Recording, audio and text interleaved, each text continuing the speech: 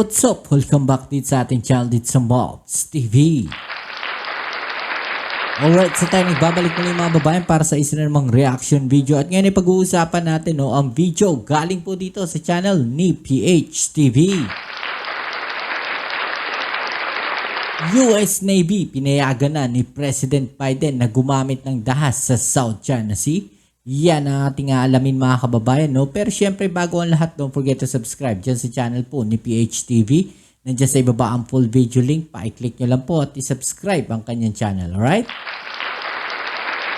At kung ikaw ay bago pa lang dito sa ating channel, no? Please, paki-subscribe naman po ang ating channel.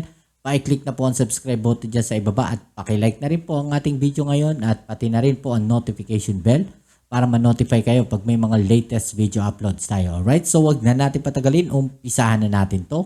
Let's go!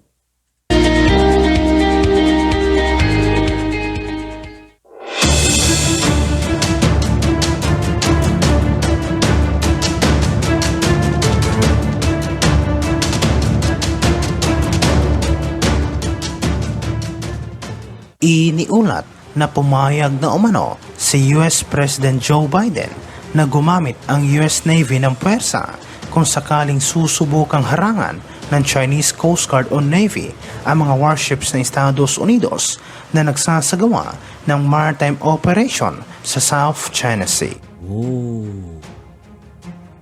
Sinabi ng Department of Defense ng Estados Unidos na nagbigay umano ng go signal si President Biden sa hukbong dagat na gumamit ng puwersa kung sakaling kukumprontahin muli ng China ang mga barko nito sa international na karagatan. Sinabi ng tagapagsalita ng Pentagon na si John Kirby na nararapat lang na magpakita ang kanilang bansa ng tapang laban sa mga ginagawang agresibong aksyon at pamimilit ng China sa South China Sea. Ayon naman sa mga eksperto na napapanahon na para sa US government na makialam at ipakita sa China na hindi nila pagmamayari ang South China Sea at sinabi ng hakbang na ito ay sigurado umanong magbibigay ng isang malakas na mensahe laban sa komunistang bansa. Iniulat ito matapos sinabi ni Armed Forces of the Philippines Chief General Romeo Browner Jr. na mga Ukrainian citizen na nagtatanggol sa kanilang bansa mula sa ginawang pagsalakay ng Russia ay maaaring magsilbing aral para sa mga Pilipino na magkaisa upang hadlangan ang panghihimasok ng China sa West Philippine Sea. Sinabi ni Browner sa isang pahayag sa media na nakita nila sa kasalukuyang digmaan sa pagitan ng Ukraine at Russia na mga Ukrainians, kabilang ang mga lalaki, babae, kabataan at matatanda ay nagkakaisa sa pagtatanggol sa kanilang bansa. Oo nga, no? Sinabi niya na bagamat ang proseso ay magiging mahaba, kailangan nating magsimula ngayon at kailangan din nating i-develop ang pagkilala at pagpapahalaga sa national defense ng ating bansa at ito umano ang gustong makamit ng kanilang serbisyo. Binigyang diin niya ang kanyang panawagan sa mga Pilipino na ipakita ang pagiging makabayan at nasyonalismo habang iginigiit ng gobyerno ang ating mga karapatan sa soberanya sa mga pinag-aagawang lugar sa West Philippine Sea.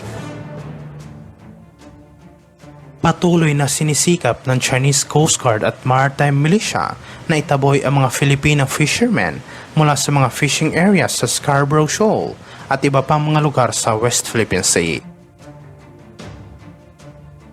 Idinagdag ni Browner na tulad ng mga Ukrainians ang nagkakaisang paninindigan ng mga Pilipino laban sa mga foreign elements na gustong yurakan ang soberanya ng bansa ay isang mahalagang factor. Dapat nating ipakita sa kanila na tayo ay nagkakaisa at nakahandang ipagtanggol ang ating bansa. Samantala sa ibang aspeto naman, iniulat na isang source na harap-harapan umanong sinampal ng katotohanan ng Finance Minister ng China, si President Xi Jinping, tungkol sa pinaplano nitong giyera sa Indo-Pacific at sinabi na wala umanong pera ang kanilang bansa at sa katunayan ay baon na sila sa utang. Oh.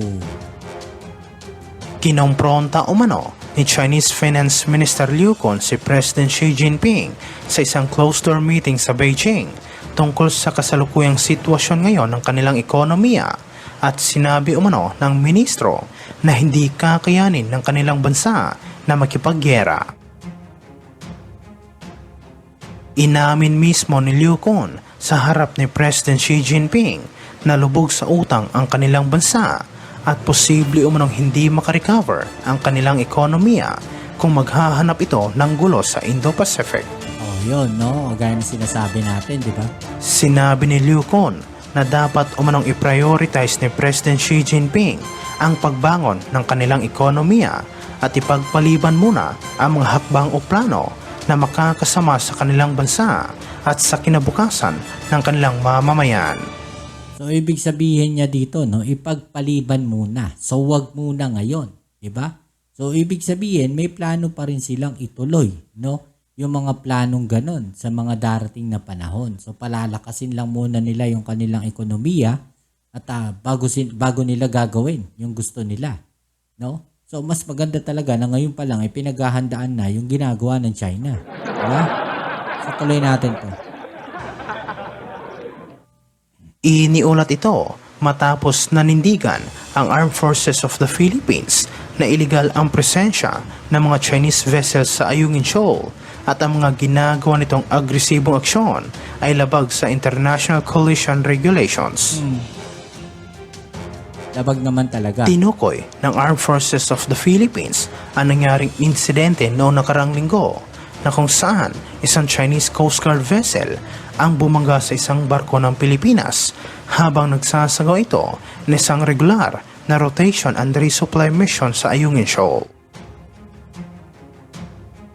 Sinabi ng tagapagsalita ng Armed Forces of the Philippines na si Colonel Medel Aguilar na mga video at larawan na ipinakita nila ay nagpapatunay na nilabag ng China ang international na batas at kailangan umano nila itong ipakita ng paulit-ulit para maunawaan ng publiko ang totoong nangyari. Iginiit ni Aguilar na iligal at irresponsable ang ginawa ng Chinese Coast Guard at binigyang diin niya na hindi dapat manatili ang CCG sa West Philippine Sea, lalong-lalo na sa Ayungin Shoal dahil hindi umano ito otorisado ng gobyerno ng Pilipinas. Idinagdag niya ng Ayungin Shoal ay nasa loob ng Exclusive Economic Zone ng Pilipinas at ito ay suportado ng United Nations Convention on the Law of the Sea o UNCLOS at ng 2016 ruling ng Permanent Court of Arbitration. Binanggit din ni Aguilar na malugod na tatanggapin ng Armed Forces of the Philippines ang anumang posibilidad na magsagawa ng Joint Maritime Patrol sa pinag-aagawang teritoryo sa West Philippine Sea kasama ng mga kaalyadong bansa ng Pilipinas tulad ng Estados Unidos at Japan.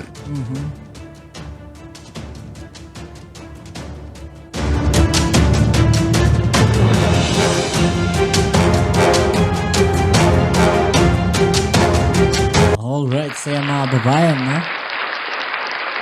Well, no, so dito nakita natin, no, na kung ititigil man nila ngayon, no, yung pinaplano nila ng China na yan, no, dyan sa gagawin nila sa South China Sea, no. Ang gusto lang nila ngayon, palakasin muna yung kanilang ekonomiya, diba, para mas maganda yung kanilang buwelo.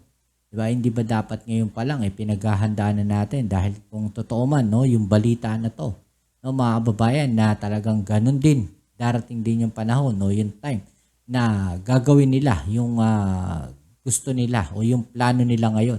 No, baga, ihinto muna natin yan. No? Wag muna ngayon, palakasin muna natin yung ekonomiya natin, palakasin muna natin yung puwersa natin. Di ba? So, ngayon pa lang dapat pinaghahandaan na talaga. Di ba? Yung mga plano ng China na yan. Di ba? So, kayo, anong opinion niyo dyan, no? I-comment down nyo dyan sa ibaba at atin yung pag-usapan. Alright? So yan, muli maraming salamat sa lahat ng mga patuloy na nakasuporta dito sa ating channel. At kung bago ka pa lang, please don't forget to subscribe, like, share, at comment dyan sa comment section. Kita-kits tayo sa ating next video. Ito muli ang inyong Kuya Mops sa Mops TV. Peace. I'm out.